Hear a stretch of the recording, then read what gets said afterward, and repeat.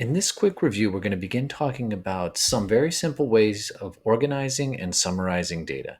And we're going to start with this first quick review looking at organizing qualitative data. And so just kind of remember what qualitative data is. Okay, this is data recorded on individuals, things that is categorical in nature. So, for example, here are some qualitative variables. Okay, you could have the gender of somebody, or the political party they belong to, or their hair color. All right, those responses are qualitative data. And so, what we're going to talk about, one way to summarize it is with this concept of frequency.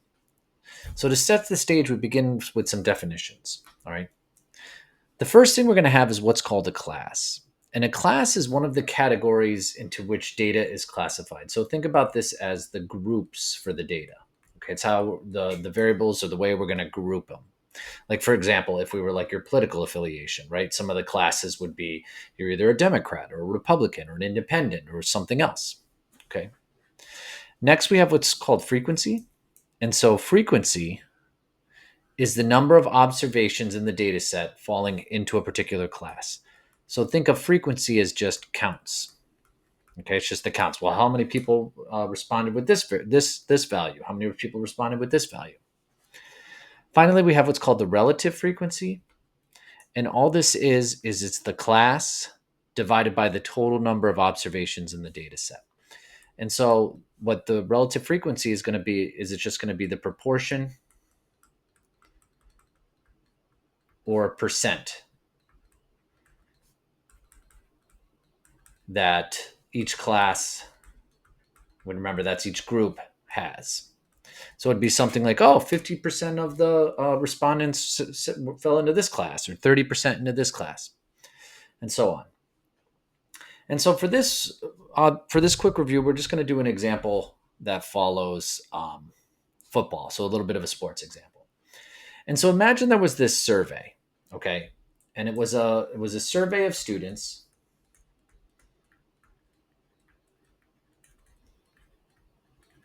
And it asked 50 students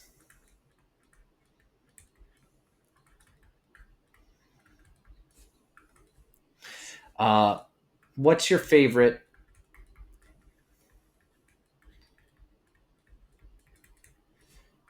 New York football team?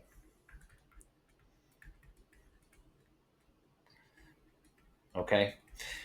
And so if you think about it, what are the New York football teams? There's the Giants, there's the Jets, the New York Giants, the New York Jets, and then there's another New York football team, not just from the city, but then there's the Buffalo Bills. And so imagine that the students all had to respond. They had to pick one of those right there. They had to be a Jets fan, a Giants fan, or a Bills fan, whatever. All right, so I want to give you the results of this fake survey, and what I want to do is I want to put it into divided up in the class frequency, a frequency tape, a relative frequency, excuse me. All of this combined is what's called a frequency table. All right, so just to help us here, let's just suppose 25 of the 50 said, "Oh yeah, I'm a Giants fan." Let's say 10 said, "I'm a Jets fan," and then 15 students said, "Hey, I'm a Bills fan." Okay. All right, so a frequency table does this. It's going to summarize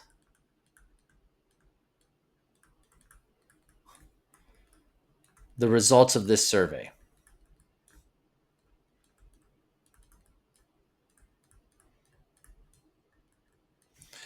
And so what it starts with is it has the different classes or the groups.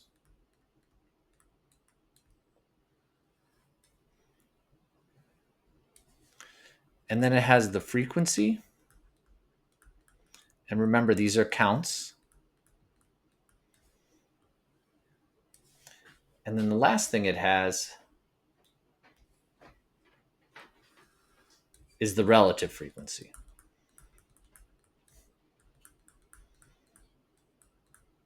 And I'm going to show this as a percentage. All right, well, what are the classes here? The classes are basically how we're going to divide up the students. And in this case, it's going to be their responses.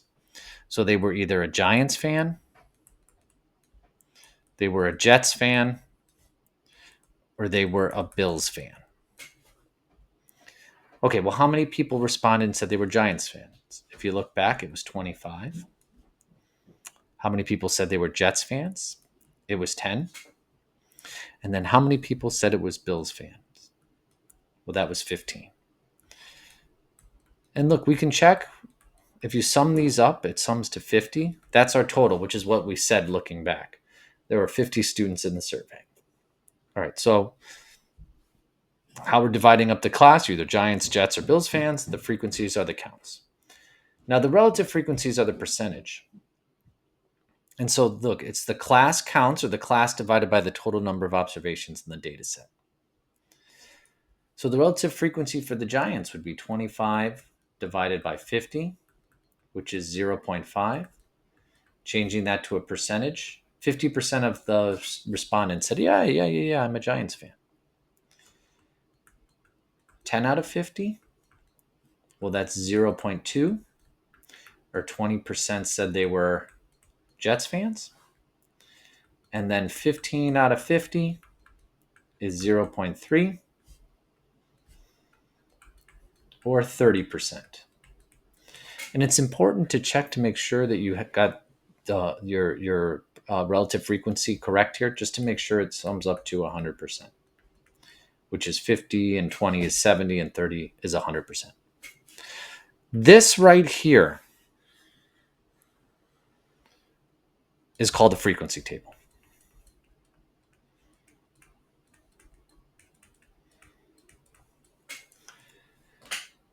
And look, it just took the results of the survey and summed it up in a nice, neat table that's really easy to understand. Oh, look, the Giants, 25 out of the 50 said it. That's 50%, way over here. Or 10 people said they were Jets. That's 20% of the respondents. 15 students said they were Bills fans. That's 30% of the respondents. Okay, so now what we want to do is take this this information, this table, and show it as a visual. And there are two visuals here when working with qualitative data. You could have what's called a bar chart,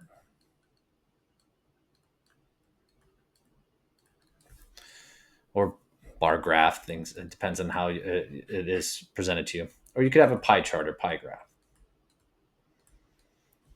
Right, the way you take this data and construct a pie chart is the following. I'm going to start by drawing the first quadrant of the Cartesian plane. And what's going to go along this horizontal axis is the classes or the groups we had. Well, what were the groups? You were a Giants fan, and then I'm going to have the space, or you were a Jets fan, and I'm going to have a space, and then I'm going to have another grouping for the Bills fans. And then along the vertical axis, you could do frequency or relative frequency as you're scaling. It doesn't matter. I'll go by fives just so you could see. 5, 10, 15, 20, and 25. Well, look, how many Giants fans were there? There were 25. So I'm going to draw a bar all the way up to the number 25.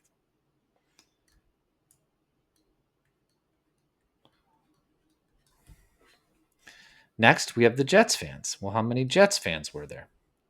If you look back, there were 10. So I'm going to draw bars up to the number 10.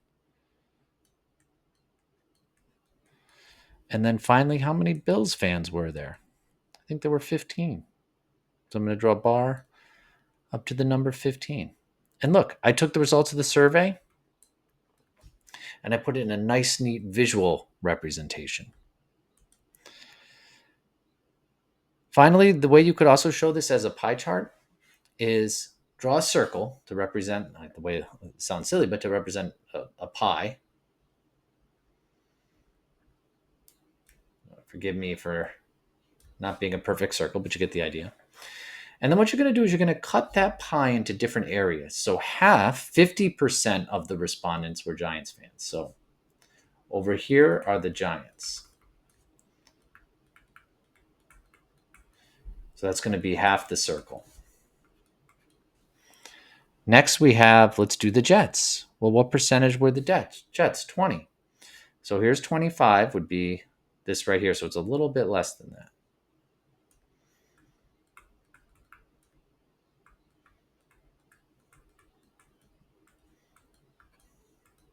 And then that remaining part up there, that's going to be those bills